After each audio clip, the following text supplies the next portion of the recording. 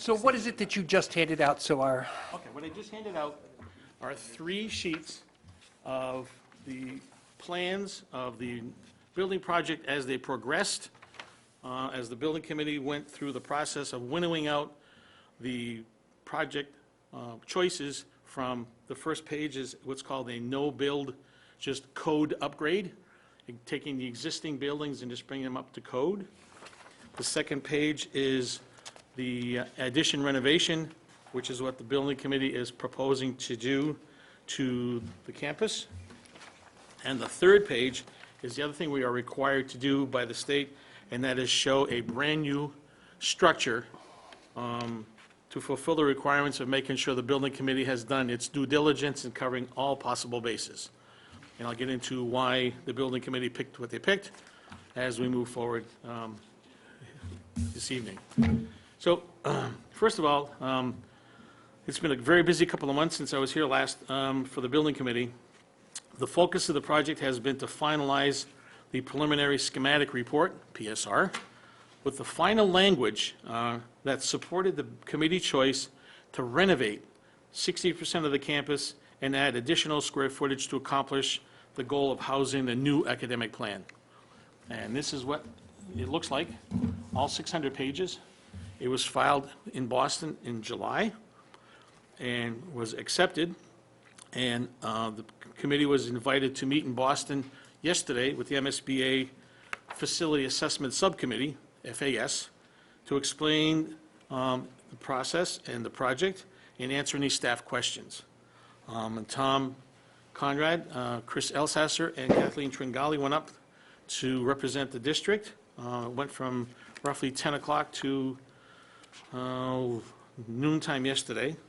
And I get reports from both the architect and the project manager that it was a huge success. Everyone was very excited about the NASA project. The MSBA staff were very impressed with the presentation, the thought process behind the project, and they are very willing and very hopeful to be able to help us get this project off the ground and built. The next big hurdle for the project is the 28th of August, where the proposal that's been reviewed, and once all the questions are answered, I believe there are 1 or 2 questions that we have to clarify, but once the subcommittee pushes it forward, then on the 20th of August, the state treasurer, who is part of the MSBA group, will sit in their office and commit state funds to the project. So that is a huge milestone, so that it allows the MSBA to move the process forward, allows us to move the process forward, knowing how much money is going to be coming from the Commonwealth of Massachusetts. The June 26th meeting that I mentioned last time I was here in Eastham at the library to discuss the design bid build or the construction management at risk option went well. We had more than half the elected officials and appointed officials from the 4 towns. They had some questions, and that was the whole idea, is to get people thinking about this process and where we go next. As I said several times that night, and I'll continue to say, the building committee will not pick a process until we have input from the 4 towns. They are stakeholders in this. They need to get back to us with some input. And in that vein, on the 22nd of July, the Brewster representatives from the building committee and also the school committee were invited to a joint meeting of the finance committee and select board to town hall to go over the project. We discussed the whole project. I had comments. Mr. Conrad had comments. Mr. O'Reilly was at the table with us to answer questions. We were able to answer most questions about the project. Some issues are going to need further answers, and that's going to be provided by the administration, since actually there are issues and questions that precede the building committee. Questions have to do mostly with school choice, the size of the student body, the 905 that sets the size of the project, and how that all came about. And as I told folks, that's above my pay grade. Those decisions were made by you folks years ago, and those questions have to be answered by administration. To that point, the website for the building committee has, as of today, a link to the MSBA website that shows the process that the district went through to pick the 905 and how the methodology that MSBA uses. Also on the webpage is going to be NRSC's paperwork that was filed with the state to justify the 905 student body. That'll be up there shortly, if not, it's already up there today. We will be filing the 600-page PSR. That'll go on our website at some point as well. It's a lot of work for the staff to do that, and that's Barbara Lavoine from the central office, the IT person, and Christina Opera from the Dataless Group, our project manager, and they'll be putting that on the website.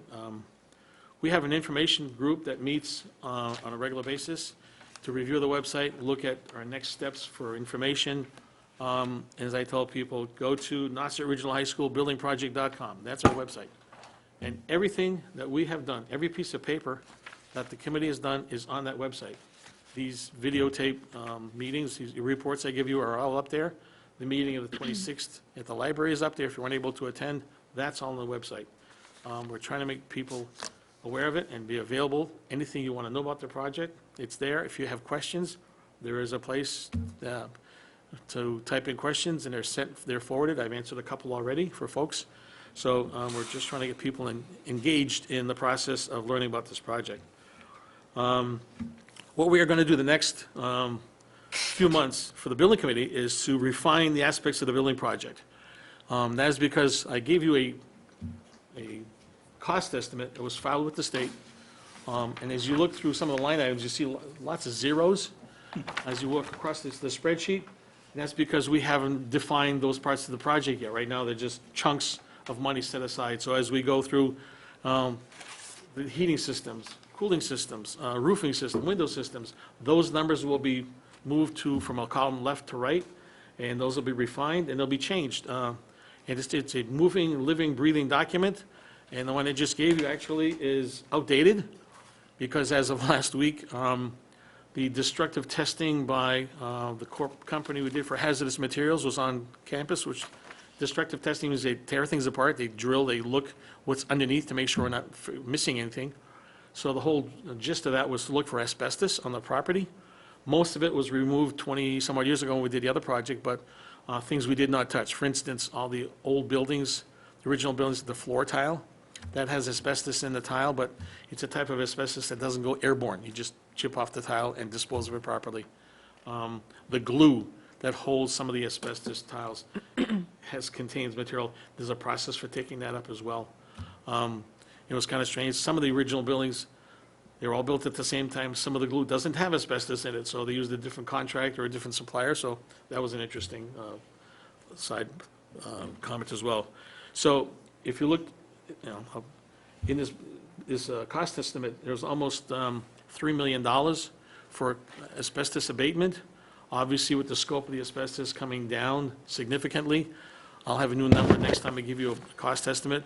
It'll be well under $1 million so we'll basically just found $2 million as of working through the process of getting this project refined and defined. So the next issues coming up in quick succession, quite frankly, are the need to decide the choice of design, bid, build, or CMR, construction management at risk. And that'll only happen as soon as we have some input from the towns. There's some request to move it along further, and I told the folks in Boston that I don't see us making the decision before November. They would like to have it done sooner. I said, until we get some input, that's not happening.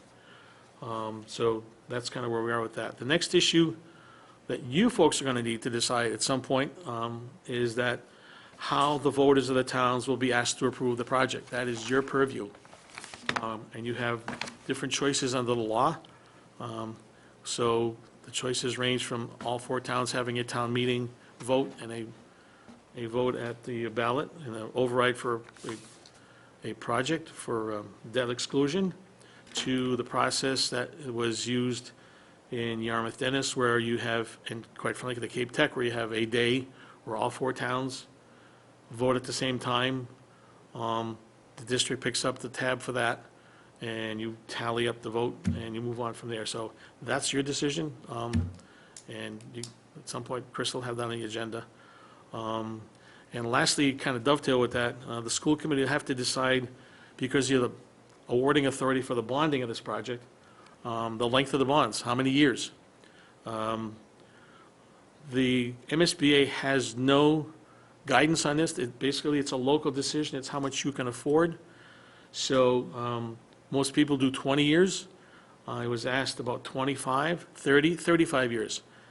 So the project manager works with Unibank up in Boston, and they were okay with 25 and 30 years. They kind of winced at 35 because it may be something where the bondholders be hard to sell the bonds or that type of thing. So they'll get us some information, but they're working to give us several amortization schedules. So we'll have those coming up, so you can look at those and have some idea what the impacts of the town are.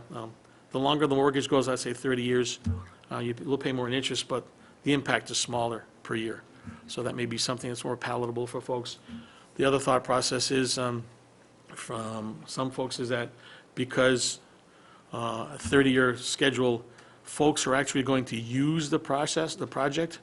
The kids who are now in first grade will be on and their parents, they would be paying for part of this because it's a 30-year project, rather than, folks, now they show up in 20 years, the place is all paid for, they don't really have a bill to pay to be part of the project. So there's a lot of ifs and pluses and minuses, but that's something we can discuss, you folks can discuss when it comes time for doing the project and those decisions.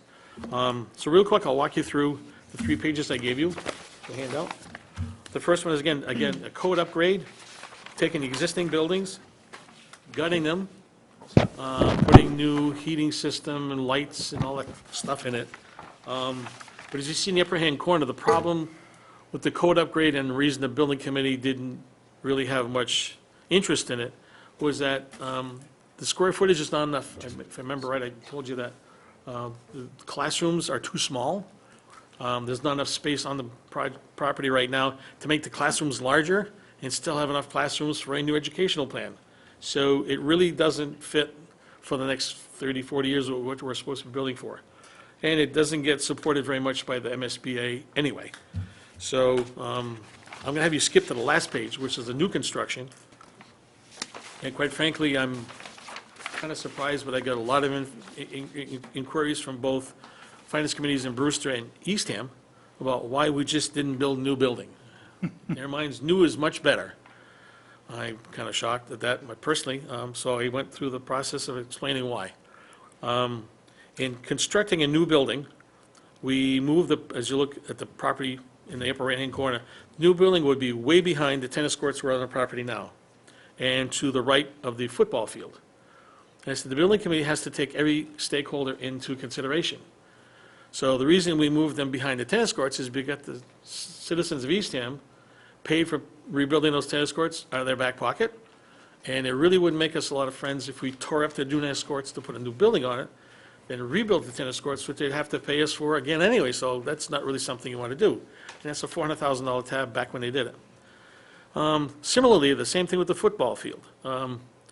It's not that we, as a committee, love football, but the fact of the matter is that football field, as you see the stadium, was all private donations, almost $700,000 of private donations within the district to build that. So it wouldn't sit well, again, with voters and people in the district to have put a new building on top of that football field, pay to have it rebuilt someplace else on the property. So we take all those considerations into account. You'll see a orange line that kind of runs through from the top right-hand corner to the top right-hand lower corner. That is the town of Eastham's new water main. What? So, the new water main. Oh, So if we wanted to build a new building, we'd have to dig up the town's new water main, move it, so we could build a new building. Again, that's something really don't want to impact the town of Eastham voters.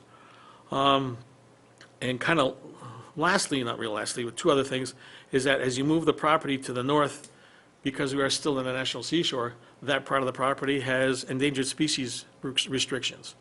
So we'd have to comply with whatever construction changes would have to be for allowing the critters to walk through the campus or whatever. And quite frankly, lastly, the Commonwealth of Massachusetts, because it's new construction, doesn't give you as much money. Their percentage point was roughly 37% for new construction, and in the page I'm going to go over now with the renovations and project we're doing is almost 42%. So it's a big difference in money. The new construction option was, at the time we looked at it, was $152 million. And I remind folks that the building committees felt, because there are too many negatives about that new construction option, we asked the architect and the project manager not to spend any more money on those options, refining those, because we weren't going to go there.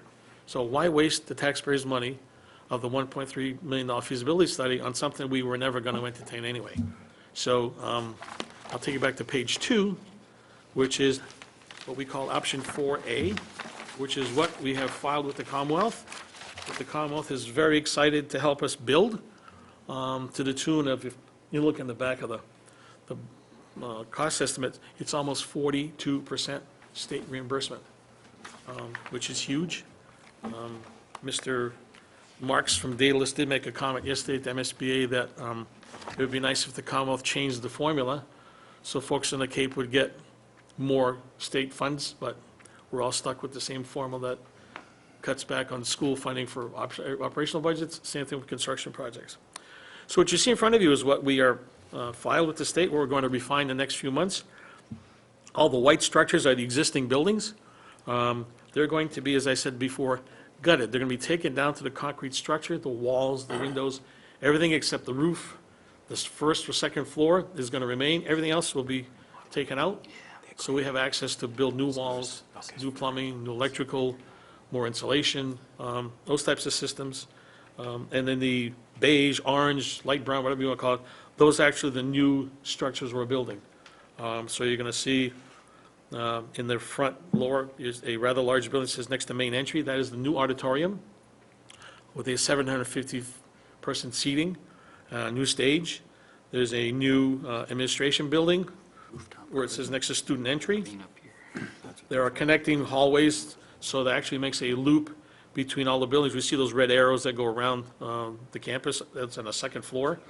All the elevations line up, so the second floor hallway, you can walk around, get to all the buildings as needed. And in the back, you'll see that large beige building, which is a new classroom building, which will be behind the existing auditorium and take up the space where the cafeteria today is. It will be torn down. And those will be new classrooms, new science rooms. There's a rooftop area for outdoor seating and potentially a greenhouse. So that's roughly where we are with the project. And I was asked at one point in Brewster about security in the campus. I said, I will tell you that the security expert so far likes the scheme because at this point, the gym, the auditorium, and the cafeteria, which are on the lower right-hand corner, are all in one section of the campus. It's real easy to block off everything, to keep the students safe, keep the staff safe. The parking lot, as you see in the upper, is being moved very close to the building to take care of those folks from East Ham who have, and quite for anybody who's been on the campus, complaining about how far they have to walk to get to places. And we're going to refine all those things. So again, this is a shot. It's going to change. Just keep that in mind, as I said to you months ago, that these projects move, live, breathe, and they'll be changing. So as far as the money side of it, as I just said, it's already down almost $2 million today. In this last page number of $139,412,000, so you could say that goes to $137,412,000, roughly, give or take. In that 137, keep in mind that the premium, the cost of a construction management company is already in there. So if the building committee decides not to do that, that money comes out. So we're working our way down, which is what we have told people we'll be doing. The 140 was the top number, period, end of story, and our job is to work our way down. So I think I've inundated you with enough. I'll take any questions you folks would like. Are there questions for Greg? Yes, John, sorry. Just a couple. You had mentioned 42 as the reimbursement. In the page 3, it's 43.95. Just want to make sure. Okay. It gets reduced slightly because of the 43.95. We have to reimburse the Commonwealth for the roof on E building and the roof on the cafeteria that was put on 7 years ago. there's a life left that they help us pay for, so we have to reimburse them for those 2 roofs on a prorated schedule. So that's where that number comes up. I'm sorry, Greg, it was what, just shy of 42% or just a little bit over 42? It's just shy of 42, it's like 4167. But that, again, that may change when the FAS group looks at it. Again, we're pushing for as much money as possible, but those are the bare minimums right now. Okay. And through the chair, on the block on the 3rd page, board authorization, you have there's several footnotes, 1, 2, and a whole bunch of 3s.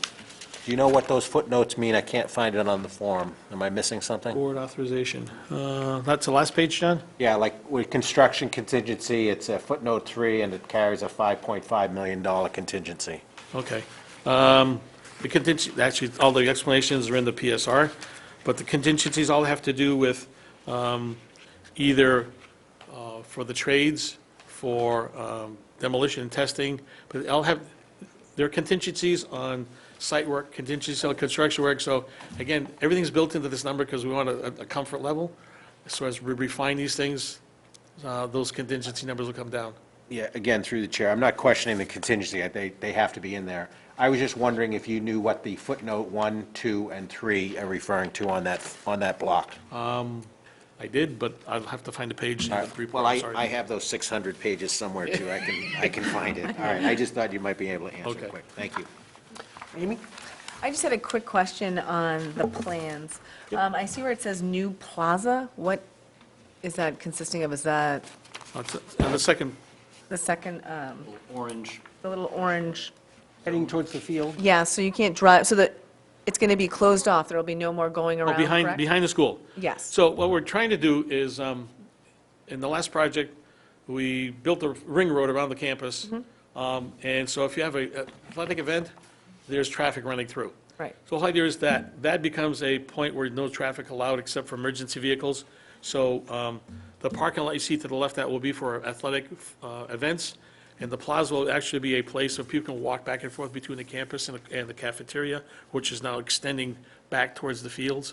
So Okay. if the school wanted to run something in the cafeteria during a game or after a game, that way it's much easier to get across. But it's just a way of making the fields more accessible. Okay. There's a maintenance building there that's getting moved, so it won't be a huge grade Right. change. So it's going to be improving the looks and the access to the fields and the buildings. Okay. Josh? Yeah, quick question. It was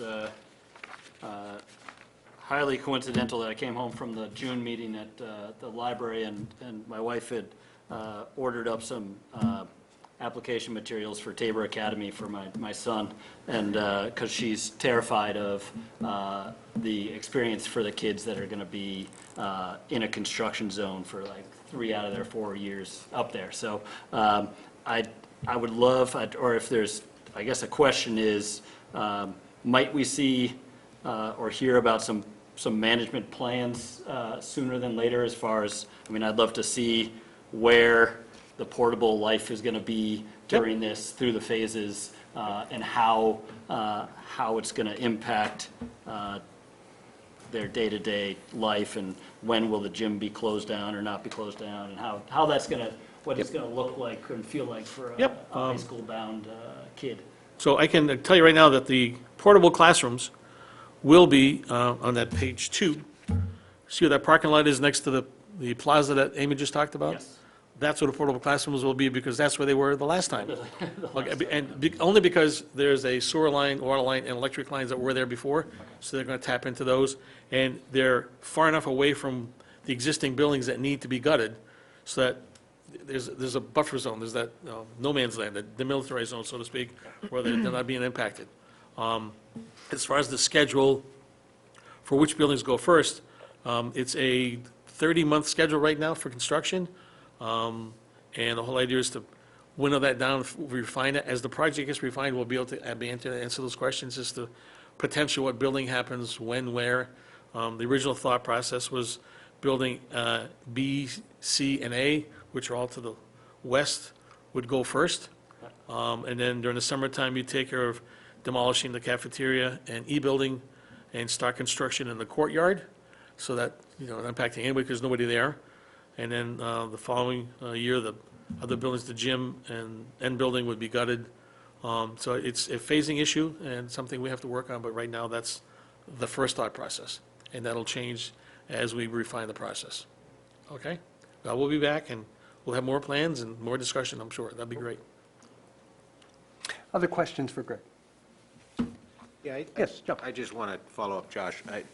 The principal and the teachers on the building committee have been very adamant, as well as the rest of the building committee, about, trying to tackle that phasing and student experience during those 24, 30 months, whatever they might be. So it is very cognitive on the building committee, group.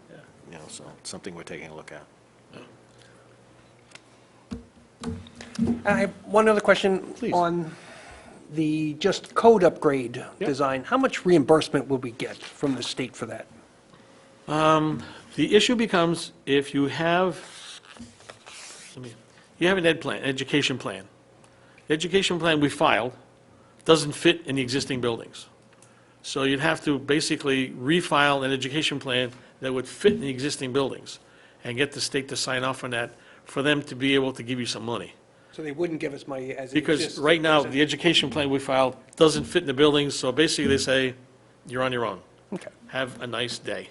But if you want to kind of go backwards and rethink the process, then there's a possibility of getting some state aid, but you have to explain why you're going backwards. I'm not sure we'll have that conversation at this point. But quite frankly, that's the conversation that some of the townsfolk want to have, because they are surprised, I guess is the best word I can use, about how far along we are. Some of them want to go back to square one and just say, build new, and I'm saying, we were told by the building committee to follow the the school committee to follow the state process. We're building a project for 905 students. If the powers that be change our job, then we will change our focus. But until that happens, folks, your conversation is with the school committee and the administration. It's above my pay grade. A lot of things are above your pay grade. I'd like to know what you get paid, actually. You know, I thought it was volunteer. it is. That's why. What's the difference in the square footage between the existing and what we want to have? The existing buildings have 180,300 square feet. The new construction brings us up to 220,300 square feet, give or take a few square feet. Again, that's to fit the new education plan and the new square footage, and the buildings to fit the new current codes of a classroom of 950 square feet versus 750 square feet, which is what we have today. So, Excuse me, these are codes? Code. code. These are code? This is a code for a school? For a school, yes. classroom? Yep. When we built the last project, end building was built to the code then, from directors from Boston. Those are 750 square feet, and they were larger than the buildings, the classrooms in the old buildings. So that was brought up to new code. Of course, it's not just the size of the room. It's how many air changes, how much circulation of air is in each space. Those types of things also change with codes. Back in those days, the air had to change in each classroom 13 times in an hour. I'm not sure what the code is today because I haven't gone into that deep in the project yet, but that's changed considerably. So, yeah. And it's not just, it's the energy code, it's the handicap code, all those things, every code under the sun. I The mean, hallways, bathrooms, blah, blah, Yep. blah. I mean, And the first thing out of the gate, quite frankly, is because now the town of Eastham has water, the first thing the buildings have to be done is sprinklered. So that's almost $1.4 million to sprinkle all the square footage. So, yeah, a lot of things go into this. As I explained to one group, I said, well, the last project we did was to bring the buildings from the 20th century, like 60s, to the 20th century 90s. I said, when the school was built originally, there were no electric typewriters. So the offices had no outlets to plug things into. There was no data cabling. We put 16 miles of data cabling that we're going to rip out and put more in. So those are the types of things we did the last time. We put a new well in the project last time. And all the water piping had deteriorated over 20-some-odd years. So we put all new water piping. Those are the things we had to do 20-some-odd years ago, but today, we never, well, we have to do the heating system, all kinds of things that we are not able to touch the last time, have to be done this time to make the buildings more comfortable and more energy efficient. Excellent. Any other questions? Great, thank you very much. You're quite And a point, Greg puts an amazing amount of time in on this. We really thank you for your efforts and your energy. It's greatly appreciated. Thank you. Some days it's fun, other days it's a bit of a task, but that's okay. It comes and goes. Thank you all very much. I'm sure we'll be seeing more of each other. Yes, thank you. Thank you, Greg.